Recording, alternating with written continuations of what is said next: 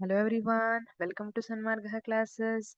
Let us see question number 30 of chapter Light. What causes the distinct color of the eyes?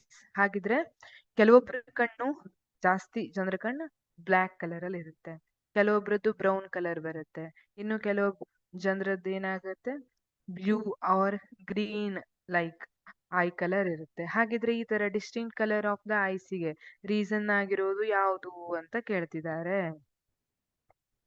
The colour of the iris causes distinct colour of the eyes. ಹಾಗಿದ್ರೆ iris ಏನಿದೆ ಇದು ಬೇರೆ ಬೇರೆ ಕಲರ್ಗೆ ಕಾರಣ ಆಗಿದೆ.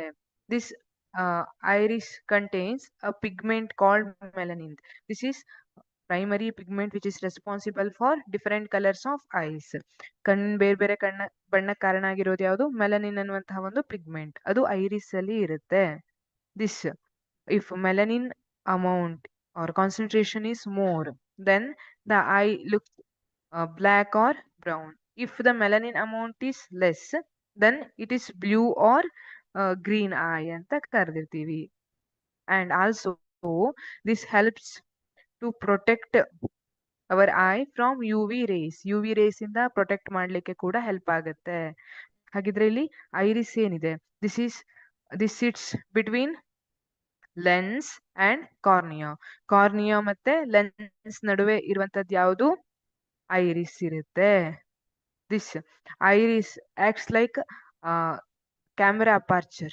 Camera aperture ಈಗ light ಎಷ್ಟು ಎಂಟ್ರಿ ಕೊಡಬೇಕು ಕ್ಯಾಮ್ರಾ ಒಳಗೆ ಅನ್ನೋದನ್ನ ಡಿಸೈಡ್ ಮಾಡೋದು ಯಾವುದು? ಅದ್ರ ಅಪರ್ಚರ್. ಇಲ್ಲಿ ಐರಿಸ್ ಕೂಡ ಅದೇ ತರ ಆಕ್ಟ್ ಆಗ್ತಾ ಇರುತ್ತೆ. It decides or it manages light intake. ಇದು ಎಷ್ಟು ಲೈಟ್ ಕಣ್ಣೊಳಗೆ ಬರಬೇಕು. ಈ ಐರಿಸ್ ಒಳಗೆ ಪ್ಯುಪಿಲ್ ಅಂತ ಒಂದು ಸ್ಮಾಲ್ ಹೋಲ್ ಇರುತ್ತೆ, ಅದ್ರ ಥ್ರೂ ಎಷ್ಟು ಲೈಟ್ ಒಳಗಡೆ ಬರಬೇಕು ಅನ್ನೋದನ್ನ ಇದೇ ಮ್ಯಾನೇಜ್ ಮಾಡುತ್ತೆ ಐರಿಸ್. ಸೊ ಇಲ್ಲಿ ನಮಗ್ ಕೇಳಿರೋದೇನು?